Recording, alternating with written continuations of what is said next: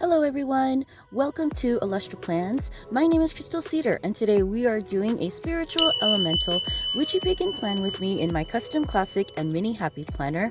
We're using the Wee Moon Datebook for 2022 and we are doing this for the week of February 14th through February 20th, 2022. Energies are running just a little bit weird this week with Valentine's Day on February 14th, which is Monday, which is the time of this filming, and also the full moon in Leo. Yay! Full moon in Leo on Wednesday, February 16th, and it has a lot of air and earth Venus elements to it and fiery Mars, along with the full moon already in Leo, which is also in fire element. So it's a very interesting dynamic this week. Luckily, it doesn't look too crazy as far as the transits go. Look at Saturday, 1. I'm okay with that. So the hectic days of this week are actually not that many, thankfully. There's Thursday, the day after the full moon in Leo, and then there's Friday, and then chill Saturday, and then Sunday a little bit. So luckily, it doesn't seem too crazy. I will be including the crystals of the week into my weekly plan with me again, trying to separate the two with journaling and crystals of the week, and the plan with me was too crazy. And I'm trying to simplify because this is a whole new process for me, editing videos and things like that. So preview for the crystals of the week. This is Red Tiger's Eye and this is Green Aventurine. In my previous weekly plan with me video, Christina O asked in the comment section, will you be making videos that educate us about crystals? So a little bit of background information about me. I spent more than 11 years at a wonderful crystal shop in San Francisco in the Haight Street district, and the shop was called The Love of Ganesha. It's a beautiful, beautiful crystal shop. We also sold beautiful clothing from all around the world with a strong support of indigenous peoples and indigenous cultures. We also handcrafted our own smudge sticks from our own farms and indigenous people that we supported with their farms as far as creating our smudge sticks. And we had oracle decks, tarot decks, incenses, like a whole wall of incense, and candles, and it's like the most magical place basically that you could possibly imagine. And it was in San Francisco. I did all of my initiation with my ascension process there with my friend Newt, who is also whose shop The Love of Ganesha is. And it was a wonderful time, but 11 years of energy work face to face with up to sometimes 50 people asking for crystal recommendations every day. It got a little towards the end, especially after the pandemic, it just burned me out, unfortunately.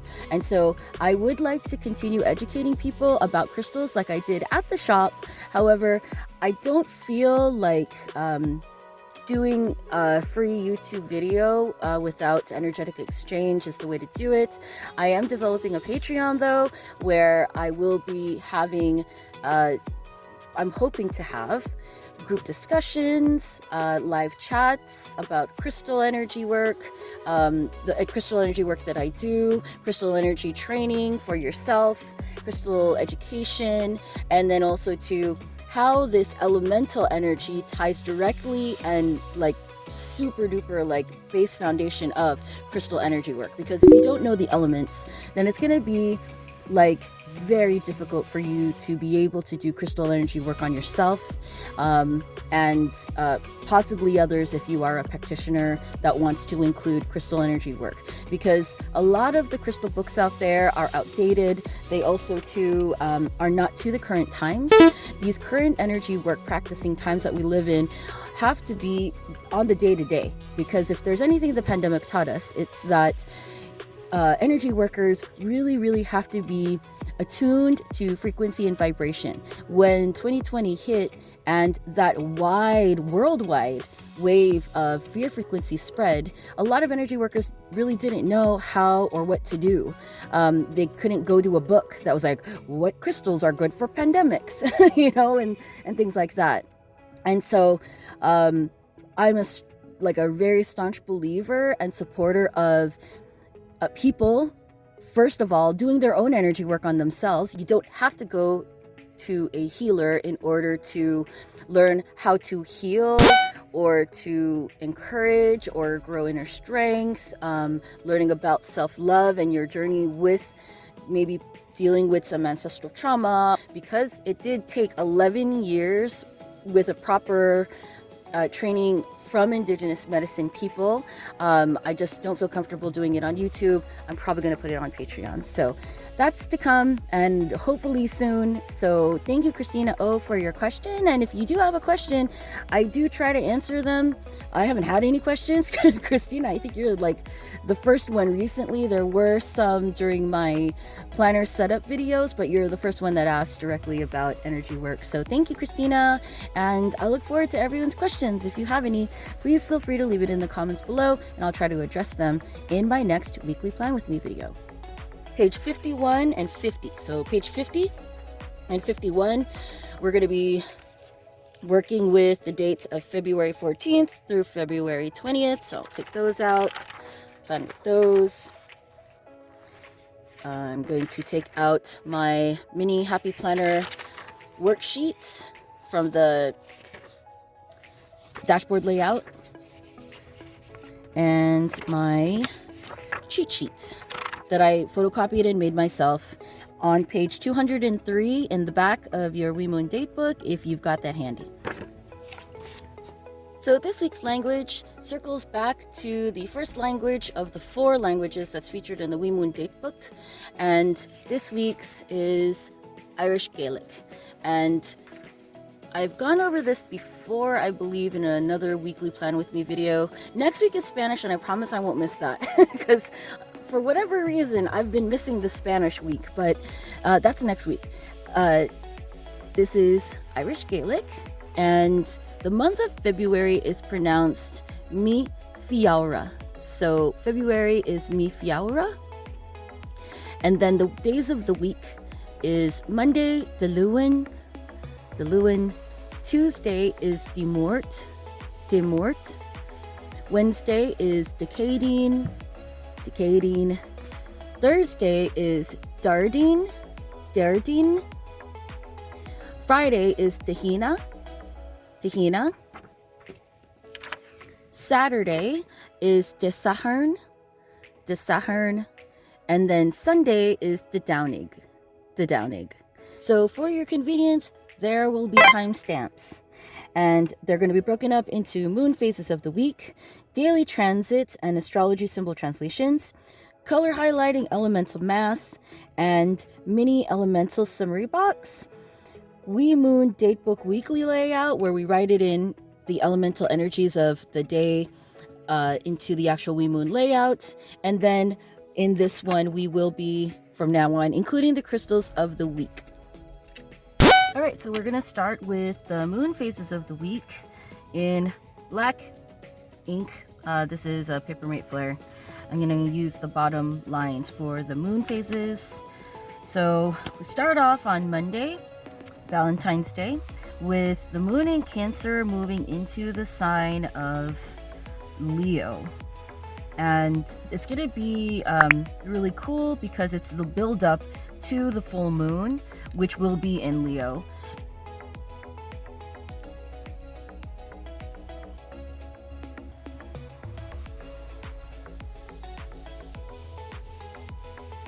Then on Tuesday, we have the moon in Leo. Then on Wednesday, we have the moon in Leo. This is the full moon. The full moon in Leo moving into the sign of Virgo at 12:42 p.m., so around noon. But the full moon is going to be in the morning, Pacific Standard Time. And then for Eastern Standard Time, go back or add 3 more hours. So technically, the day will be in with the moon in Virgo. And what I'll do is, because it's going to be full moon energy here mostly, for what I will be charging some water and I will be charging some herbs. So this is the night, actually on Tuesday night, that I'll be doing my ritual stuff instead of in the morning.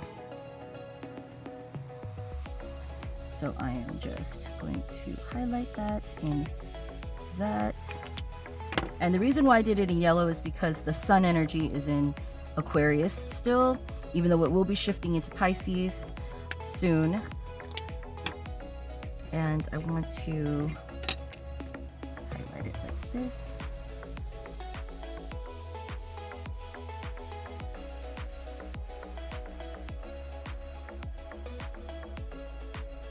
For my own ritual practice, I usually wait until the moon is at least 80 to 90% of the full moon, within the full moon's energy, to do charging, herbal work, candle work, water work, and especially in situations like this where the full moon's apex is going to be during the morning when I will have other stuff to do. So just want to remind myself, fire element for the moon and then air element for the sun.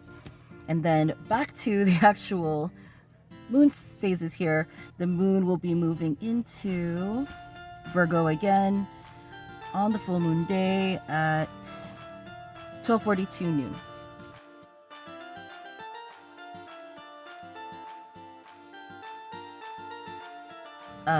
Virgo is harsh earth element, in contrast to the fiery Leo. So that'll be another interesting day of transition. And then on Thursday, we have the moon in Virgo. And on Friday, we have the moon moving from Virgo into the sign of Libra at 7:51 p.m.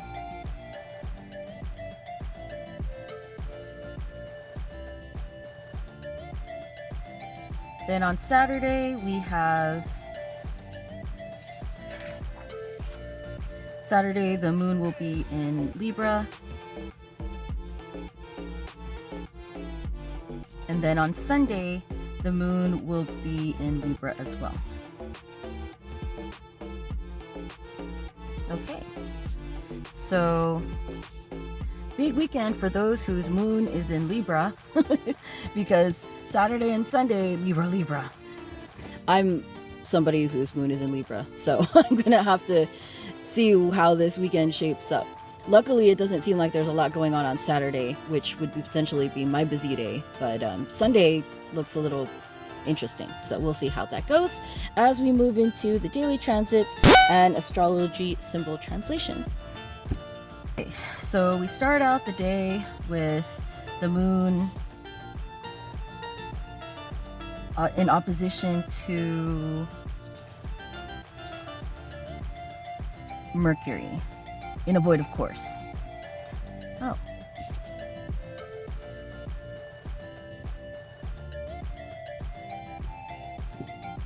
I had a weird dream last night, so maybe that has to do with that, with the moon being in Cancer at that time, as it was transitioning into Leo.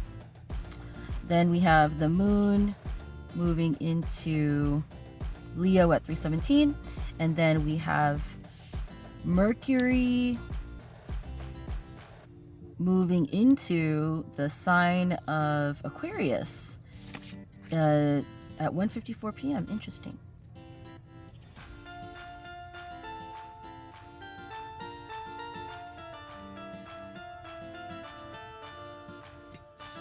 Because during the Mercury retrograde, Mercury was in the sign of Capricorn, which was very interesting. And now that Mercury is direct and in the sign of moving into the sign of Aquarius, that opens stuff up a lot about communication and things, or miscommunication, which, if you celebrate Valentine's Day, is very interesting dynamics. Then on Tuesday, we have the moon in Leo solid and the moon square Uranus.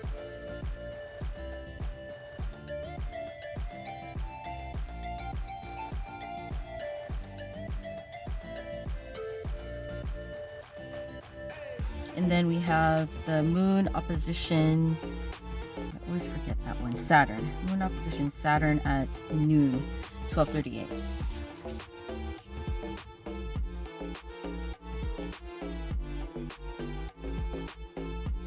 Then on Wednesday, we have the Leo moon moving into Virgo at 12:42. And then before that, in the morning, we have Venus. Oh, here we go. Venus conjunct Mars. Okay, so this is what a lot of the other astrologers on YouTube and also too on the Wee Moon that I read about this dynamic during this Leo fire element full moon. A lot of interesting things that they were discussing were kind of I don't know, mostly conversations about interpersonal relationships, toxicity, non-toxicity, the agendas behind, why certain relationships exist. I think we live in a time now where people are understanding like love is not attachment and attachment is not love. I hope anyway people are learning that because a lot of very toxic relationships, sometimes even abusive relationships, continue because of attachment, not because of love. Love creates growth. Love is unconditional. Love is not, oh, they're horrible to me 1 minute, like 90% of the time, but look out for that 10% when they're super awesome. Like that is not reciprocating. That is not growth. That is not unconditional. That's actually not healthy. So I think a lot of the themes they're talking about for the day of Wednesday on the full moon will be about that dynamic, and Virgo harsh earth element is going to be like, nah dude, we're going to talk about this. Like, let's talk about this. Is this love or is this attachment? Because if this is attachment, you could attach yourself to something else. You could attach yourself to planning. You could attach yourself to stickers. You can fill that void of the need for attachment with something that is not as potentially harmful or fair as another human being. So my perspective, I think this day of the full moon on Wednesday will really open up a lot of honest conversations about what is love and what is attachment in your life and the relationships around that. Also to agendas and manipulation when it comes to relationships and things like that. So be prepared. So this is Venus, again, conjunct with Mars. And let's highlight that because Venus is air and earth and then Mars is fire, obviously. So let's do the energy feels earth because of Virgo. So I'm going to highlight that in green.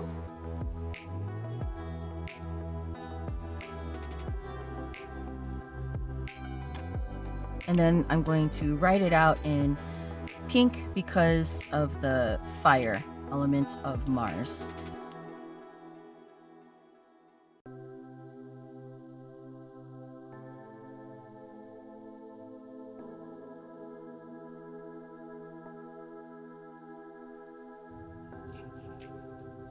And then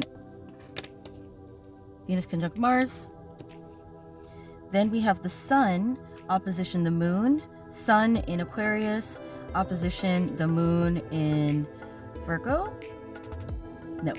Oh, Leo at 8:56 in the morning during the void of course as well.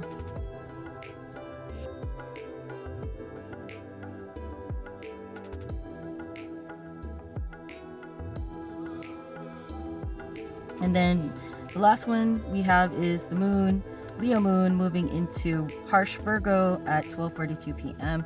Got that. Then I'm going to highlight this more because this is the full moon day, even though this is my ritual time.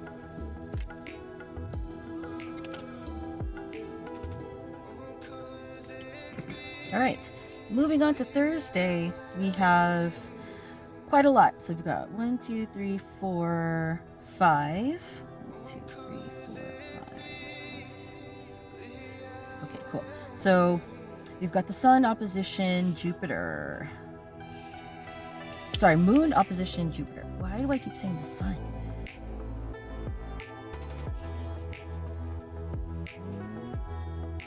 Then we have the Moon trine Uranus. Moon trine Uranus at 9:33 PST.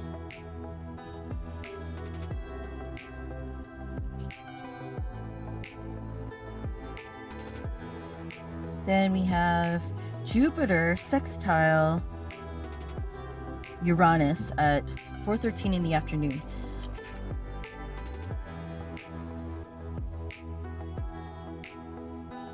And then we have the Moon trine Venus. Moon trine Venus at 9:47. And then the Moon trine Mars at 10:13.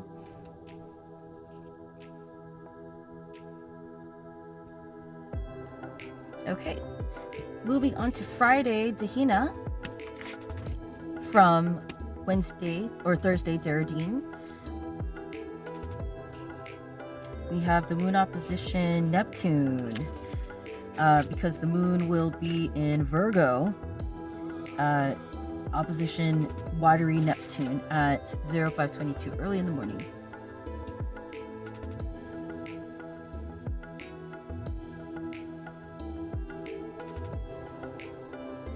Then we have the Sun moving into the sign of Pisces. For all my water babies, for all my merfolk identifying people out there.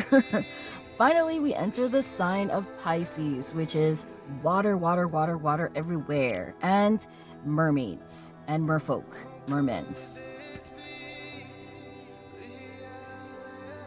And I'm going to highlight that actually ahead of time with blue.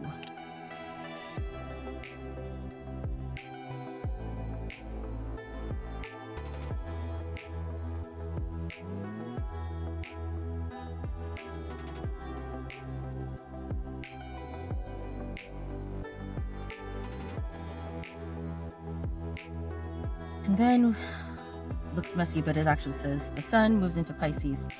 And then we have the Moon trine Chiron. Is that Chiron? No, Pluto. Oh, okay. This was another aspect that they did mention as well in the Chris Renstrom video.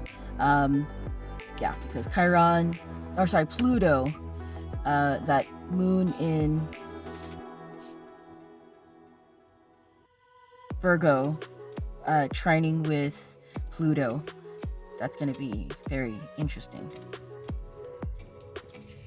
Pluto being the planet of death and rebirth, deep total change. On the day that, the Sun moves into Pisces. No big deal.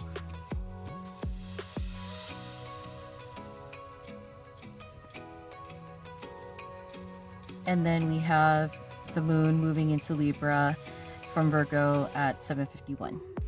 Okay, moving on to the weekend. Saturday, look at that. 1. Moon trine Mercury in the early hours of 4:18 Pacific Standard Time.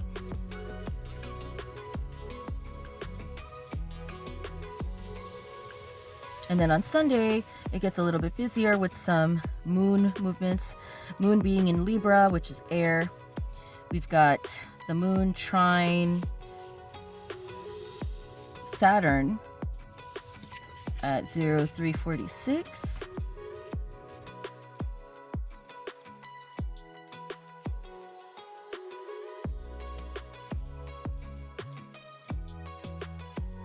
And then we have the Moon square Venus at 6:33. Then we have the moon square Mars at 7:25. And then we have the moon square Pluto at 9:02 in the evening in a void, of course, as I guess the moon is going to be leaving Libra and moving into the sign of Scorpio into the beginning of next week, which shall start very interesting times because the sun is now in Pisces, which is water, and then the moon's going to be moving into Scorpio, which is fire water. And yeah, interesting times.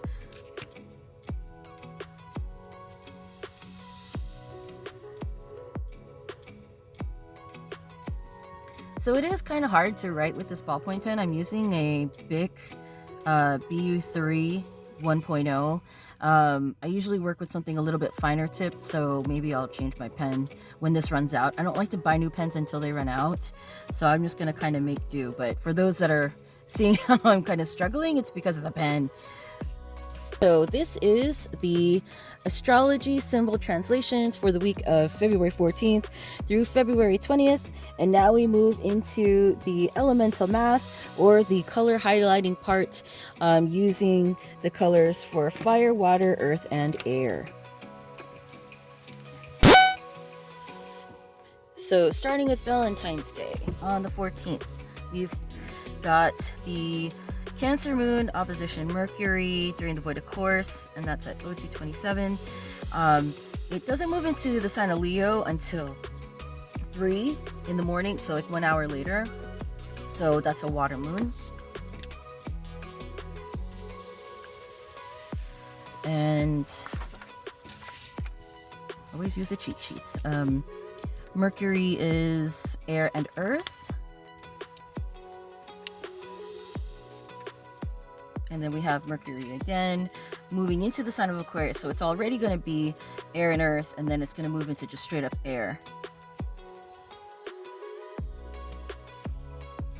So that's why I mentioned maybe there might be interesting aspects about communication, miscommunication, and things like that, because Mercury is all about that stuff, like mini retrograde, like a mini Mercury retrograde on this commercial holiday of Valentine's Day. So, I'm going to say it's going to be air and water, because that's not enough earth to really anchor anything down, especially with the moon being in Cancer. So that's going to be an air and water day. Okay, then on Tuesday, the moon's going to be in Leo, which is fire, and that is going to be awesome, because I, as a fire energy person, have been missing the fire just for energy.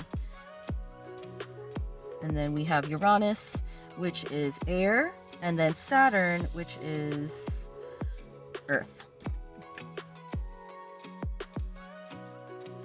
So elements of the day: fire, air, earth. And then on Wednesday, we have this, so let's see, void of course, and then it was, so this moon is still going to be in Leo. And then we have that Venus conjunct Mars. So off the bat already, it's going to be fire and earth. And the sun is in air, because it's not in Pisces yet. So I'm just going to highlight that. But it is going to be a very strong full moon day of the energies of fire and earth and air.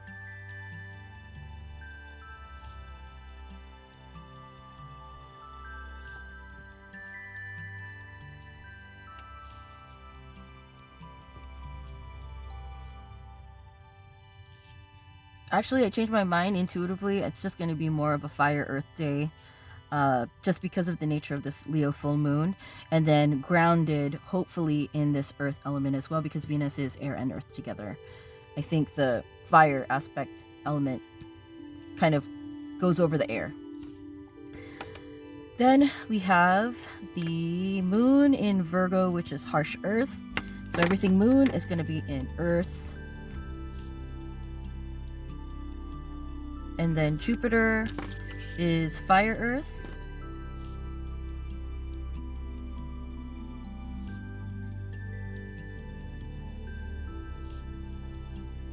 So a lot of Uranus movement in one day, especially with the harsh earth element Virgo moon. Uranus is the ruler of like revolution and revelation. So one of those two. Harsh earth element with air, revelation, air, revolution. Venus is earth and air. And then Mars, fire. So earth and fire and air.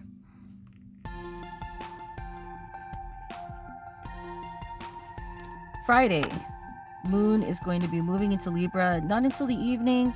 So all of this falls under the Virgo moon, that earth element again.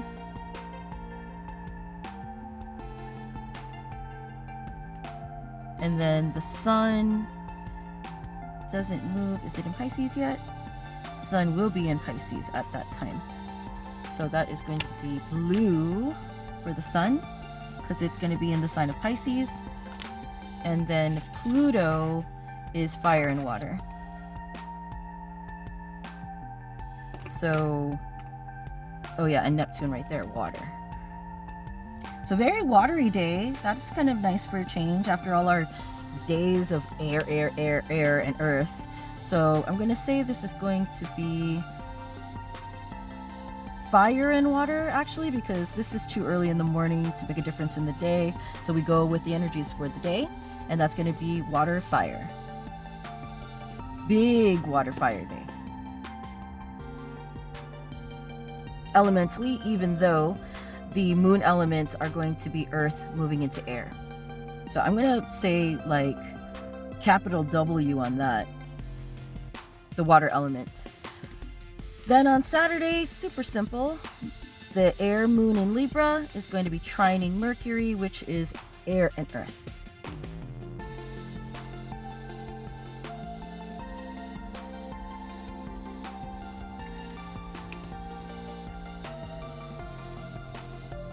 And then we have Sunday, which gets a little bit trickier.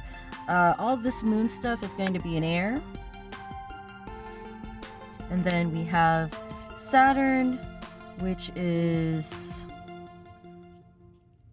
Earth. Then we have Venus, which is Earth and air. Then we have Mars, which is fire. Then we have Pluto, which is fire, water. So because this aspect of the Libra moon squaring Pluto doesn't happen until later on in the evening at 9 o'clock, I'm going to say that the overall energies of the day are going to be these three here, and it's going to be air, earth, and fire.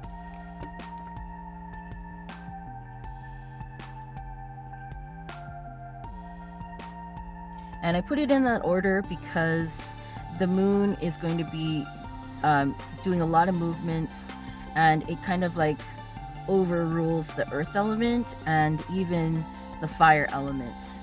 Not until the evening though. So air, earth during the day, and then fire in the evening. So air, earth, and fire. So this is the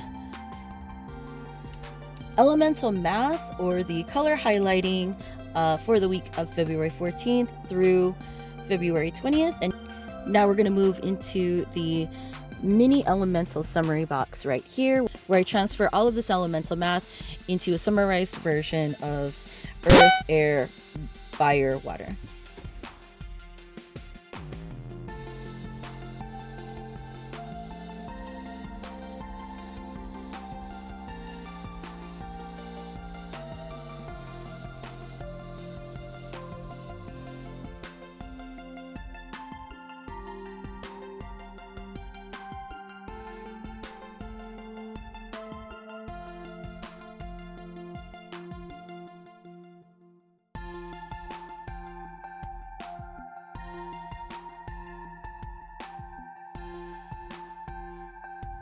All right, so this is the mini summary box for the week of February 14th through February 20th. So next, I'm going to transfer all of this elemental daily information into the Wee Moon weekly layout and write it right there.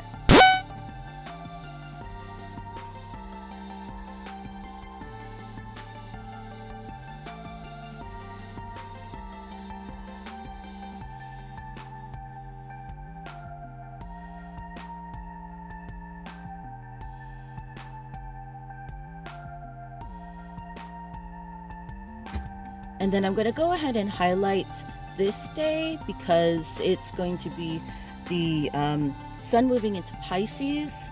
So I'm going to highlight that in blue, and then I'm also going to highlight this day here because that is going to be the day of the full moon, even though my ritual will be the night prior on Tuesday.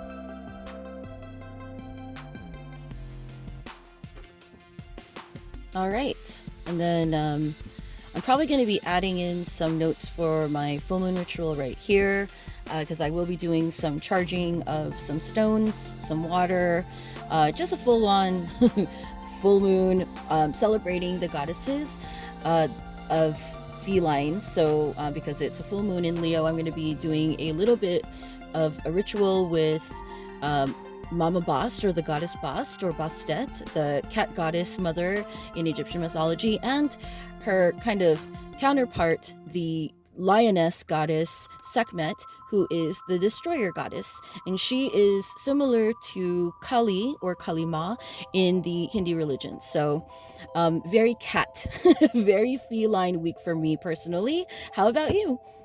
Next, I'm going to go over the crystals of the week. I have 2 stones. I have red raw tiger's eye and I have green aventurine. So we'll start with the green aventurine first. So green aventurine is oftentimes confused with jade, and it's a common mistake. It looks kind of jadish if you kind of haven't seen jade before, but the difference is you can kind of see tiny flecks of pyrite in there, or mica, and that's an automatic tell that this is aventurine versus jade. I love aventurine more. It suits the younger frequencies of this generation of young people versus jade. Jade reminds me of like grandma energy. Also too, when I was at the shop and I was people would always come in and say, like, I always ask for jade because they think jade brings money and abundance. That's really not how this works anymore in this day and age. In ancient times, the wealthy in China would carry jade because it was such a precious mineral, and it left a lot of people out. And that's not to mention the people that actually had to mine the jade out. So aventurine is a little bit more common. It's a little bit more easy to find, and it goes back to the heart chakra, which is what green stones in general do represent. They represent the heart chakra. But I really love aventurine because of its gentle earth energy for calming, anti-anxiety, a lot of opening up of the heart chakra. So if you hold a lot of tension, like in your back, in your shoulders, like this is a really great one, aventurine.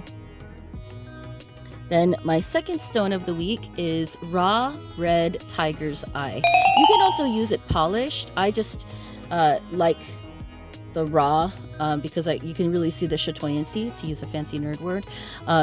In this specimen especially, I rinsed it in water just a little bit to kind of show off some of that chatoyancy. But what I love about the red tiger's eye is that it represents definitely the feline realm of energies of the root chakra because it's red, but red tiger's eye is called cat's eye. And because I will be doing ritual with the goddess Bast and the goddess Sekhmet this week, I thought it would be appropriate to use the red tiger's eye. Root chakra also too stands for new beginnings and kind of like a new way of being. Like we keep saying new beginnings, like every single time, especially around the new moon. But because there won't be a new moon in this month, I'm treating it as a new beginning or endings of maybe unhealthy or endings of paths and journeys that no longer have resonance in my life or that I've outgrown. So red tiger's eye. Also, this is a very fiery element stone. So if you're feeling a little vulnerable and airy, maybe this might be a little too strong for those people. Red tiger's eye is going to be especially well for people who have a lot of water element and a lot of earth element in their energy field right now. And it's to help drive motivation and also determination. If you are currently kind of like just trying to keep your head down and just like mind the grind, like this is a really good one for perseverance and just be like, yo, just keep your head down a little longer. We're almost through it. We've got this. Like, just keep going. We got this full moon in Leo. Thank you so much for joining me this week. May we all aspire to find energetic balance and connection to our own loving spirit and inner brightness today. Until next time, friends and paws, take care. Bye-bye.